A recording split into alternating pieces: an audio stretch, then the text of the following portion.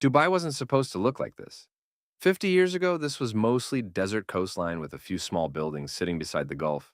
Today, it's home to some of the most expensive real estate on Earth, giant luxury resorts, and islands so massive they can literally be seen from space. But here's the strange part. Dubai wasn't satisfied with its natural coastline. Instead, it started creating brand new land in the middle of the ocean, shaped like palm trees, continents, and entire futuristic cities. And even after financial crashes, environmental criticism, and projects that nearly turned into ghost islands, Dubai keeps building more. So the real question is, why does Dubai keep trying to create the impossible? Dubai's obsession with megaprojects didn't happen by accident. The city knew something most oil-rich regions eventually realize. Oil money doesn't last forever. So, while many countries depended heavily on natural resources, Dubai started planning for something else entirely: tourism, luxury, global attention. The strategy was simple.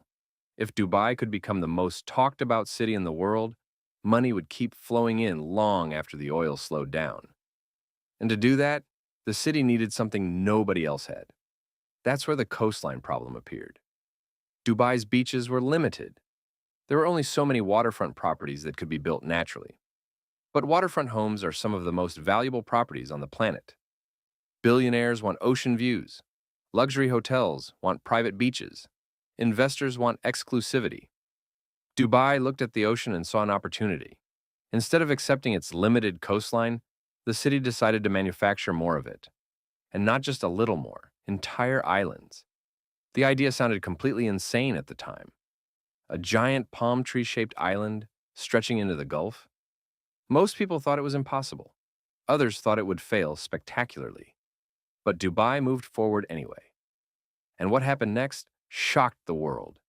Building Palm Jumeirah wasn't like normal construction.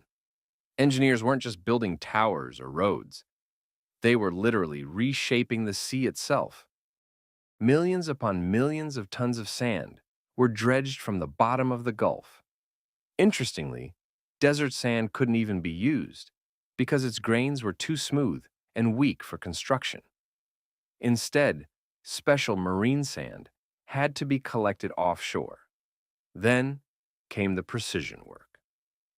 Giant ships sprayed sand into the water using GPS systems, accurate down to just a few inches. From above, it slowly began forming the outline of a giant palm tree. But there was another problem: waves. Without protection, the ocean could slowly destroy the entire structure.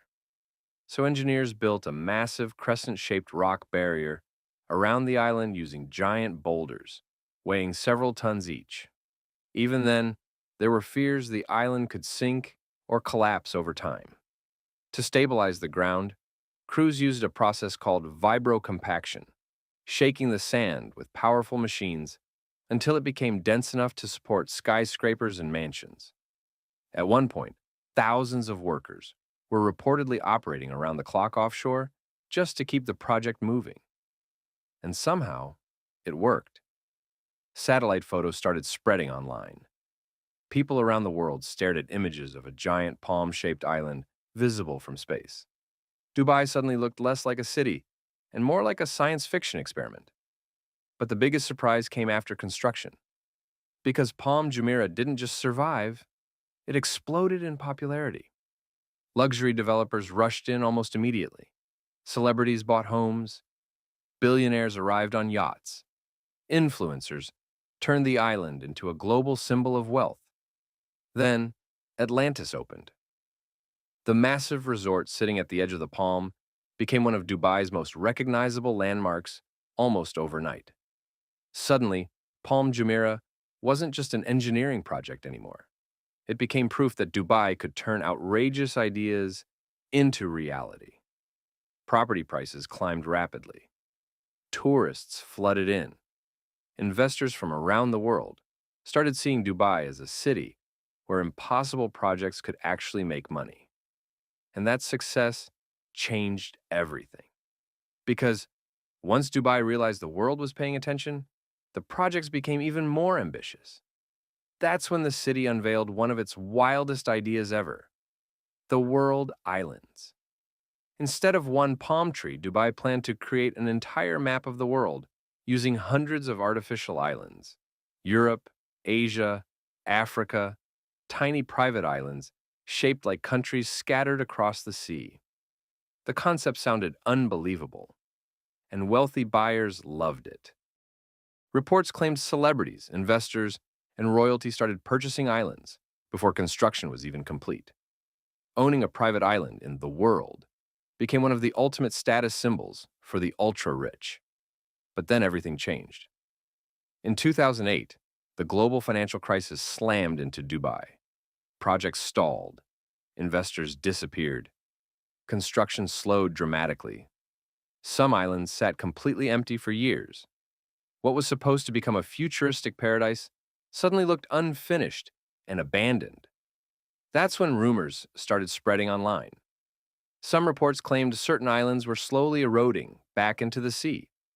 Others suggested water circulation problems were creating environmental concerns around the development.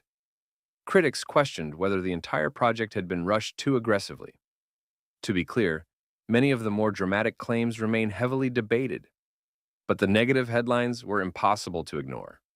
For the first time, people started asking whether Dubai's mega project obsession had gone too far. And honestly, many cities probably would have stopped there. A financial crash, environmental criticism, unfinished islands floating offshore. Most governments would have backed away from projects like this completely. Dubai did the exact opposite, because despite the controversy, artificial islands were still making enormous amounts of money. The logic behind them is actually simple. Dubai has limited natural beachfront land, but artificial islands instantly create more premium coastline. And beachfront property in Dubai sells for unbelievable prices. Some luxury villas on Palm Jumeirah have sold for tens of millions of dollars.